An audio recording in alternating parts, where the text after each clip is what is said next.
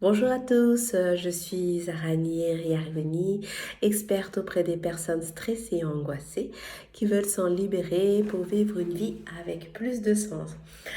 Alors, en ce mois d'octobre, ce que j'aborde avec vous comme thème, ce sont les épreuves et les difficultés et les problèmes qu'on peut rencontrer dans notre quotidien.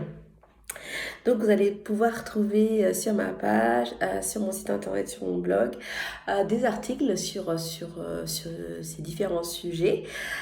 Si vous souhaitez ne pas manquer mes actualités, toutes mes préconisations, tous mes conseils, n'hésitez pas à vous inscrire à ma newsletter.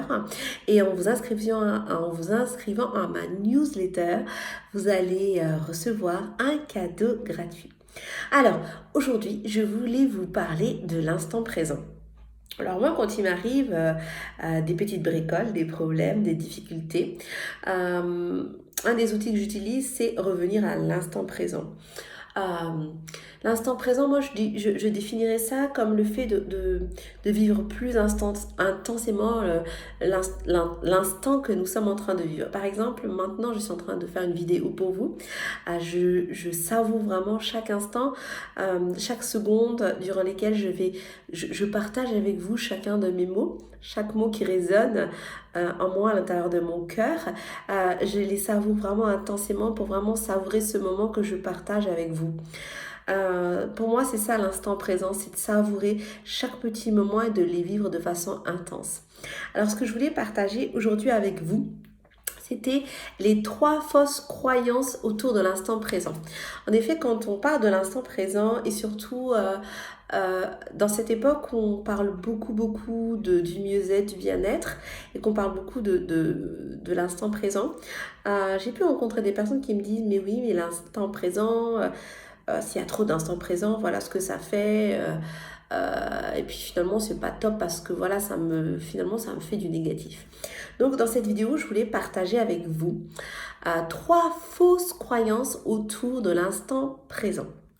Alors, la première fausse croyance par rapport à l'instant présent, c'est si je suis dans l'instant présent, je perds du temps. Alors ce que j'ai souvent entendu, c'est si je suis dans l'instant présent, je perds énormément de temps, je pourrais faire autre chose que aller me concentrer pendant 150 ans sur qu'est-ce que je suis en train de faire et ressentir ce que je suis en train de faire. Donc ça, c'est vraiment la première fausse croyance que je voulais partager avec vous. L'instant présent, en fait, c'est pas quelque chose où on reste pendant 150 ans dessus, où on va rester méditer pendant hyper longtemps, où on va faire une activité de yoga pendant hyper longtemps. L'instant présent, c'est maintenant. C'est-à-dire que ici et maintenant, je suis présente dans cet instant présent. Je suis pas en train de penser à ce que je vais faire comme menu ce soir à la maison. Je suis pas en train de penser à un remords ou un regret que j'ai eu hier. L'instant présent, c'est je vais savourer ce qui se passe ici et maintenant. Donc ce n'est pas du tout une perte de temps, puisque de toute façon, dans cet instant présent, il n'y a pas de notion de temps. C'est maintenant, c'est ici et maintenant, et je le vis à fond sans que mes pensées aillent ailleurs.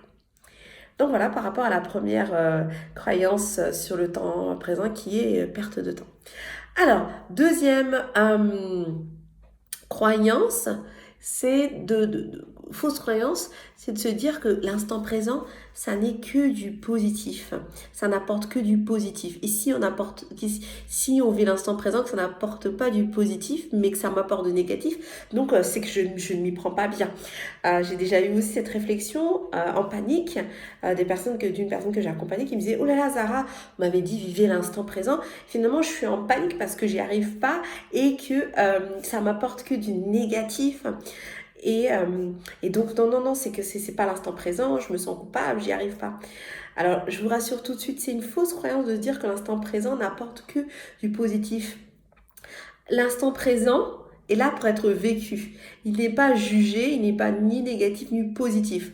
L'instant présent, c'est être là dans l'accueil de ce qu'il y a, sans aucune attente. Je n'attends rien, j'accueille juste ce qui se passe maintenant. Donc, ça n'est pas que du positif, ça n'est pas que du négatif, ça peut être du positif parce que finalement, je me suis reconnectée à mes sens, parce que finalement, je suis focus sur moi. Ça peut être aussi du négatif parce que finalement, en étant dans cet instant présent, je me rends compte que j'ai ignoré toutes les douleurs que j'avais dans le corps parce que je suis tellement speed et finalement, quand je vais dans l'instant présent, je me rends compte que aïe, j'ai une tension dans le dos, donc aïe, c'est négatif. Donc vous voyez, l'instant présent, ça n'est pas que du positif, ça n'est pas que du négatif, c'est une manière d'être là, présent, à soi, à cet instant, à cette seconde. Donc voilà pour la deuxième croyance. La troisième croyance, c'est si on est trop dans l'instant présent, on ne pense ni au futur et on ignore le passé. Alors pas du tout. Quand on est dans l'instant présent, c'est là où s'éveillent en nous justement les choses que nous avons à résoudre s'il y a quelque chose à résoudre. Euh, Par exemple, alors je vais partager avec vous en fait une série que j'ai découverte. Ça s'appelle No Tomorrow. C'est une série qui n'a pas de deuxième saison, qui est juste passée en une première saison. Je vous inviterai à regarder. Bon, après c'est une série très caricaturale, mais ce que j'aime bien en fait dans cette série, c'est que elle part du principe qu'il y aura pas que la Terre va s'arrêter dans 8 mois et donc il n'y aura pas de lendemain, et ils se sont fait une liste pour vivre à fond toutes les choses qui sont sur cette liste. Et en fait, au fur et à mesure, donc ils font des défis, vivent ce qu'il y a sur cette liste. Et en fait, dans cette série, il y a plusieurs thèmes qui sont abordés. Et ça, c'est super intéressant, justement, dont faire face à son passé. Et justement, quand on est dans l'instant présent, en fait, on nettoie, on clarifie, et puis on est face vraiment à son passé euh, et peut-être à du poids qu'on portait dans le passé qui finalement se présente à nous parce que on est clair. Quand on est dans le moment présent, il y a tout qui se nettoie. On est clair avec soi, on enlève les filtres. Du coup, ça permet justement de travailler sur peut-être des choses qui sont lourdes, qui sont de notre passé, qu'on aimerait vraiment se libérer de ça. C'est aussi une manière par rapport à l'avenir de ne pas procrastiner quand on est dans l'instant présent. On se sent assez fort, on est assez présent. Donc quand on est présent, à chaque temps présent se trouve une action ou quelque chose qu'on entreprend. Donc ça nous permet aussi de ne pas procrastiner par rapport justement à se dire que à cette fausse croyance qui dit que être dans l'instant présent, c'est ignorer et son passé et son futur. Voilà mon partage du jour. Je suis vraiment contente d'avoir pu partager ce moment avec vous. Si jamais vous souhaitez avoir plus d'informations sur moi, n'hésitez pas à aller sur mon site internet www.sophro-zara.com. Vous trouverez le détail de mes accompagnements. Et si tout cela vous parle et que vraiment vous avez besoin d'aide, d'accompagnement, n'hésitez pas à vous inscrire pour une séance gratuite sur mon site internet, rubrique séance gratuite. Et aussi pour me rencontrer, vous pouvez prendre rendez-vous directement sur Doctolib. On tape pour mon nom, Zara, espace Niriarivoni. À bientôt.